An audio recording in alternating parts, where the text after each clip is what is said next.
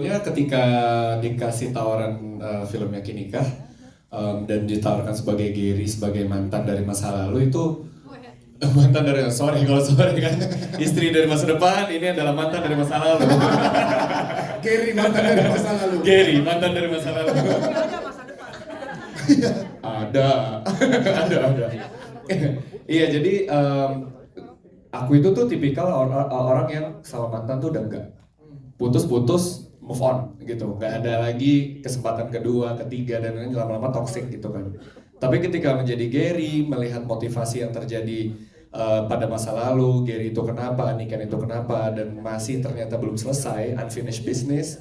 Ternyata, oh mantan juga nggak selamanya salah dan bukan gak harus selesai, belum semuanya ada yang selesai gitu. Dan ketika ada peluang, ada kesempatan untuk memperbaiki, untuk meluruskan atau mencoba lagi, kenapa enggak gitu. Yes. Jadi ya banyak belajar dari Gary dengan walaupun sikapnya dia adalah laki-laki yang mentally unstable, punya banyak trauma dari keluarga, menolak dewasa gitu, spontanitas, tapi itu semua yang membuat dia melihat peluang ini adalah sebuah kesempatan untuk memperbaiki sama Niken gitu, karena belum selesai nih gitu. Tapi setuju dengan apa yang dilakukan oleh Gary, karena saya tipikal dengan kalau ada masalah di sini nih kita kaburnya ke gunung. Nah, itu tuh menarik banget. Nah, lu gimana tuh pada saat dapet ini orang yang kaburnya ke gunung nih? Sama pas baca kayak make sense. Dia ghost, ya jadinya ghosting. Maaf. Jadinya ghosting, tapi maksudnya ketika ada masalah kan dia anak-anak industri kreatif dan anak alam gitu kan. Jadi daripada cerita ke orang, mending gue tumpahin ke alam gitu. Dia ke pantai, ke hutan, ke gunung tapi gitu. Tapi kan bisa bilang lu aku mau naik gunung ya gitu kan bisa. Ya tapi kan kalau udah tahu template kayak gitu kasih pengertian dong. Tetap masih. Kurang lebih kayak gitu. Siap Jordi, terima kasih Jordi Pranata. Kita ke Maxim Bauce, Maxim sebagai pasangan idaman. Nih tadi sampai mbaknya berapi-api. Ini buat kamu. Ini buat waktunya untuk aku untuk Silakan. Jadi halo semuanya. Aku Maxim Buce, aku di sini yang merepresentasikan karakter Arya. Proud. Mungkin keynote mungkin ya. Jadi kenapa kalian harus memilih Arya? Nah, silakan Dibandingkan Gary.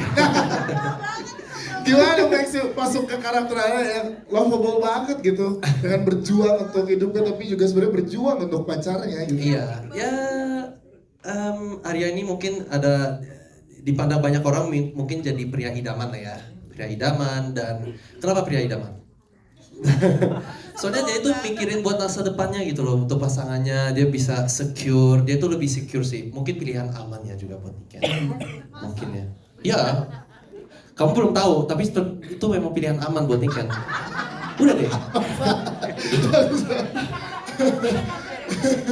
Taurusnya keluar. Ada scene paling memorable gak sih untuk Maxim pada saat memerankan Arya dan nampil kayak kok begini banget ya rasanya gitu. Mungkin sebenarnya kayak development karakternya itu lumayan seru ya buat aku, soalnya dia itu lama-lama jadi lumayan kayak riuh gitu di otaknya, kayak kok kayak banyak kerjaan, terus ini mantan istri kayak mau mantan calon istri. Karena sebelum casting ini belum nikah sama Luna ya. Apa namanya kalau kayak mau fiance aku kayak teleponin aku terus, aku lagi sibuk kerja. Iya. Kan itu buat mendanain pernikahan gitu. Betul. Tapi DP disuruh dia yang DP. Ini gara-gara kelamaan nunggu jadi deg-degan aku ngomongnya kan susah. Mana part-part paling menyenangkan Maxim memerankan Arya menurut lo? Ya itu. Pada saat momen-momen itu jadi kayak bagaimana membagi kayak motivasi kerja dan juga kayak gimana ya aku bisa membagi secara karakter ya, membagi badan aku buat Niken gitu. Soalnya kayaknya kok Niken ini kayak gak lama-lama kayak kelihatan gitu, dia juga sadar gitu kan. Jadi itu lumayan seru gitu. Development karakternya kan lumayan berubah dari awal film ke terakhir gitu. Siap. Dan di sini tetap tim pacar banyak yang ada di sini. Lo ada pesan nggak buat pacar-pacar di luar sana yang lagi berjuang untuk pacarnya? Ya terus pacaran aja. Yakin nih kak, Ini Di tengah kesibukan mungkin pacar-pacar di luar sana Ini terwakilkan. mungkin yang lagi pacaran sekarang, Bapak yang lagi pacaran. Lagi pacaran terus terwakilkan sama karakter Arya sibuk mengejar karir tapi ada. Nah, mungkin aku kasihnya gini deh pesannya ya. Iya. Pesan kalau misalnya aku Arya beneran Arya atau aku ngeliat orang kayak Arya gitu. Iya. Arya, lu kasih perhatian kayak sedikit ke pacar gitu. 30% aja lebih banyak juga udah aman, udah cukup gitu kan. Tapi ingetin dia, ini aku kerja buat pasangan, buat pacar. Komunikasi. Karena Arya nggak peka terhadap kode-kode nggak peka. Ya, Arya nggak peka terhadap kode-kode Iya, soalnya. dia tuh cuek banget kan. Cuek, tapi aslinya nggak cuek kok. Masa? Enggak. Ada ragu 2 detik. Maxim, tepuk tangan buat Maxim. Thank you Maxim.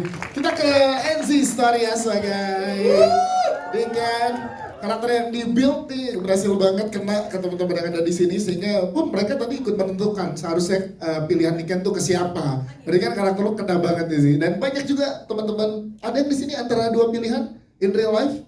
Mungkin lagi nonton ada.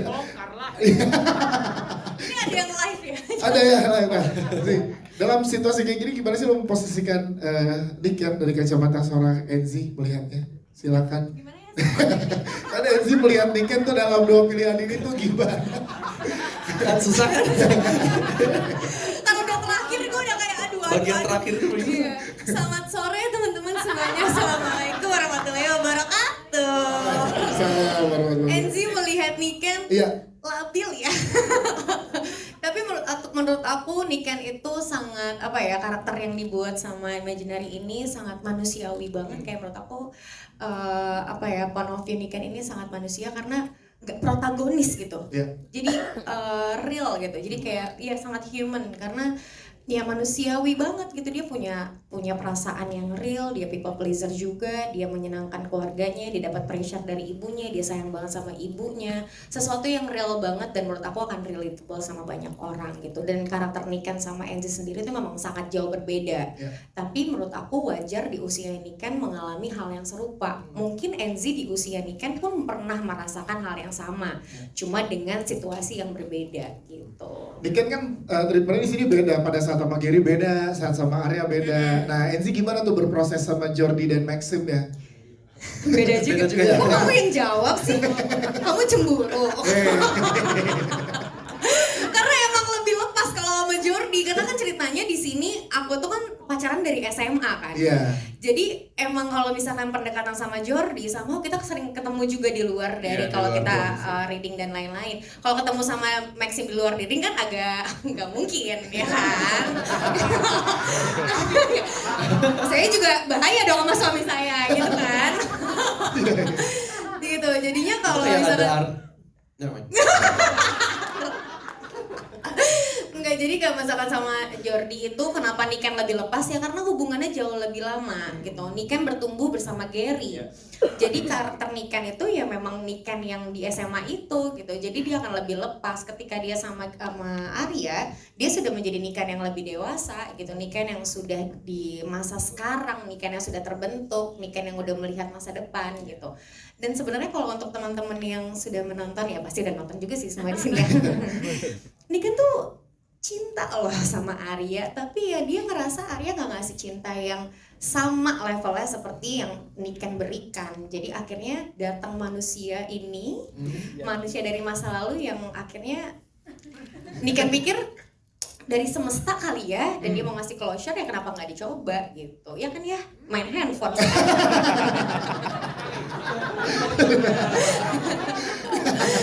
Pokoknya kenapa kak gitu kalau dialognya. Ayah dukung. Berprosesnya gimana sama tantangannya lebih sulit mana bersama Jordi, Maxim atau sama Mas Tora? Jujur sama Kak Tora. Enggak, karena kan sebenarnya di sini itu bukan cuma tentang romansnya, tapi tentang keluarga. Gimana pendekatan antara anak sama ayah, gimana ayah berperan penting juga untuk apa ngasih masukan buat karakter Niken gitu loh, karena apa-apa Niken ceritanya sama ayah. Ada jarak antara Niken sama ibu juga, karena ibu kayaknya lebih ke adek ya Bu. Emang gitu ya Iko?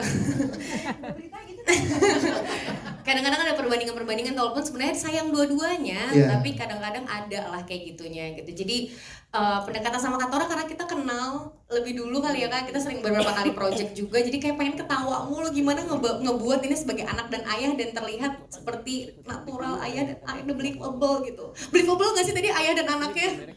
Kok gak ada yang jawab?